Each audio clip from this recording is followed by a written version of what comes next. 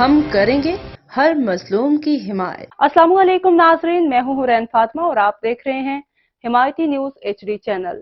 نظر ڈالتے ہیں آج کی اہم خبر پر۔ بھر کے میدانی علاقوں میں موسم گرما کی شدید گرمی لہر برقرار، گرم ہوائیں چل رہی ہیں۔ برف اور مشروبات کا کاروبار کرنے والوں کی جان گئی، عوام گھروں میں محصور، سڑکیں سنسان، لوگ سخت پریشان۔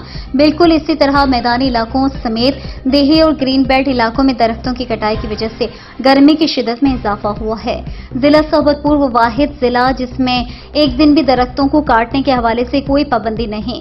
ضلع انتظامیہ کی پشت پناہی میں یہ سب کچھ کیا جا رہا ہے۔ فارسٹ آفیسر پورے گیم میں ملوث ہے۔